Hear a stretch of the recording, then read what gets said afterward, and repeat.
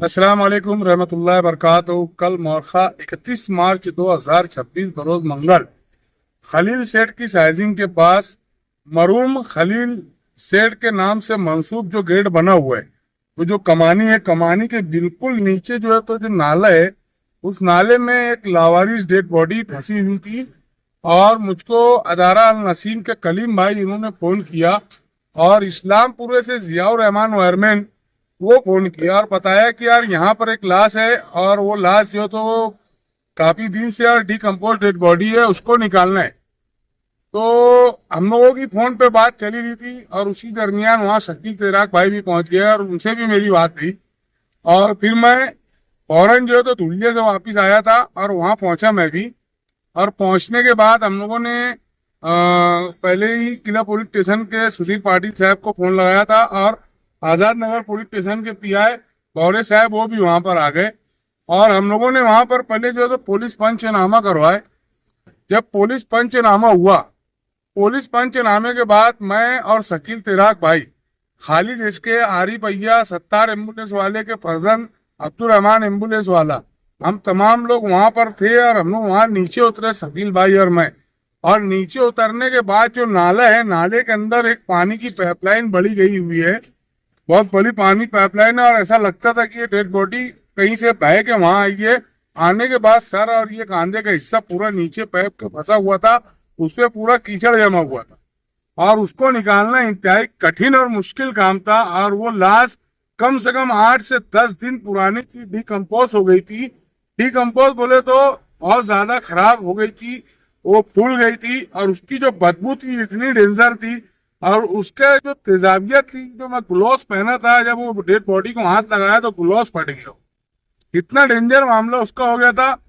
बहरहाल शकील तेराक और मैं, हम लोग दोनों ने कोशिश की कि यार इसको किसी ना किसी तरीके से हिकमत लगाकर इसको निकाला जाए। अब मैंने उसकी लाश को दोनों पांव को अच्छी से पहले रस्सी से बांधा और बहुत डर के बांधे, हिकमत अमली से उसको बांधा। फिर उसके बाद उसका एक कांधा बांधा।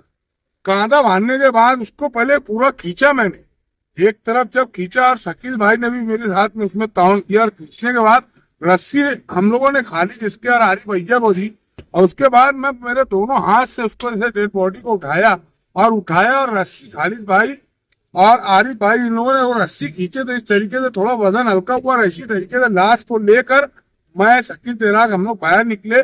और निकलने के बाद वहां पर जो है तो डेड बॉडी को जो अदारा नसीम के कलीम भाई थे, उन्होंने जो कोइन का थैला आता है, वो थैला और कुछ कपड़ा वगैरह मंगा के रखा था, उसके अंदर हम लोगों ने वो डेड बॉडी डाली। आमीन कलेजी मेंबर वो भी थे और भी कई सारे लोग थे मेरे साथ में, यहाँ खड़े ये लोग भी थे। फिर हम लोगों ने वो डेड बॉडी को मालेगांव सिविल हॉस्पिटल में लेकर आए। मालेगांव सिविल हॉस्पिटल में रात में वो डेड बॉडी को वहां रख दिया गया। मेरा पूरा बदन खराब हो गया था, डेड बॉडी के ऊपर कीड़े चल रहे थे, पूरा हाथ में कीड़े लग गए थे, पाँव में कीड़े लग गए थे कीचड़ से, और नाले की गंदगी पूरी हाथ और पैर में मेरे लगी थी। हम लोग वहां पर हाथ वगैरह पूरा धोए, इजाज मैसी वगैरह सब आए मेरे साथ में, हेल्प की उन लोगों ने भी। फिर जो मालेगांव में कई दिनों से, कई महीनों से कुछ लोग जो गुमशुदा गायब है, मैं उन लोगों का नंबर निकाला, उनके घर वालों का, और एक एक करके कई लोगों को कल से लेकर आज तक हम लोगों ने डेड बॉडी को ले आके शनाख्त कराने की कोशिश की है, मगर अभी तक के शनाख्त नहीं हो सकी है। और व्हाट्सएप के ऊपर पोस्ट अभी वायरल किया गया कि यार ये नाखून से, उसके पंजे से, हाथ से, वो लाश के ऊपर डार्क ब्लू कलर या ब्लैक कलर की शर्ट है, डबल जेब वाली रेडीमेड शर्ट है, और उसके ऊपर व्हाइट कलर की बटन है। और नीचे ये जो कमर के नीचे उसके ना तो लुंगी थी, ना चड्डी थी, ना पैंट, और ना ही उसका वहां चप्पल वगैरह मिला, ना उसके जेब में कोई सामान मिला जिसके ऊपर उसकी शनाख्त की जा सके। और जो शर्ट थी, शर्ट के ऊपर भी ऐसा कहीं ऐसा कोई अल्फाज लिखा हुआ नहीं मिला कि जिससे हर इंसान उसका डेड बॉडी के रिलेटिव तक हम पहुंच सके। बहरहाल मैं एक अपील करना चाहता हूँ रफीक भाई, हमारे फारूक भाई घटनी वाले और जो हमारे साथी है, इनके माध्यम से और तमाम ही सोशल वर्करों की तरफ से एक अपील करना चाहता हूँ कि जिन लोगों का हम लोगों को मालूम है कि ये व्यक्ति या ये बंदा या ये शख्स गुमशुदा है, उन लोगों को तो हमने ले आके वहां पे शनाख्त कराने की कोशिश की, मगर अभी तक शनाख्त नहीं हुई।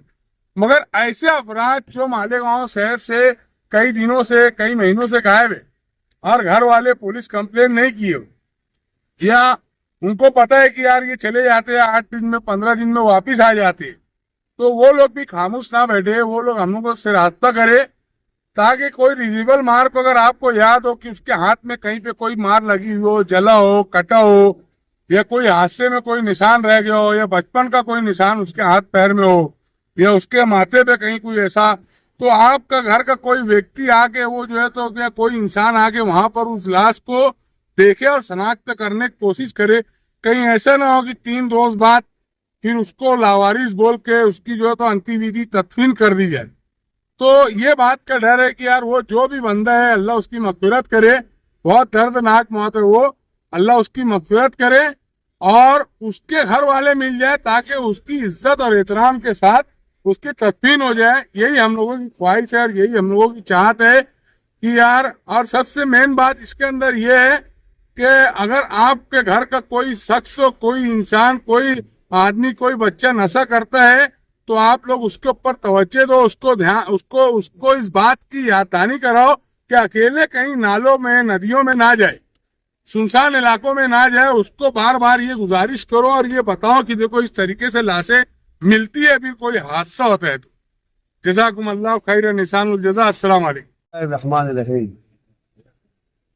शहरियान मालेगांव से अपील करता हूँ कि जिया मुस्कान साहब जो मालेगांव शहर की खिदमत करते हैं, माशाअल्लाह वो तारीफ के काबिल है, और मैं शहरियान मालेगांव से ये उम्मीद रखता हूँ कि ये हर वक्त आवाम की खिदमत को अंजाम देते रहते हैं।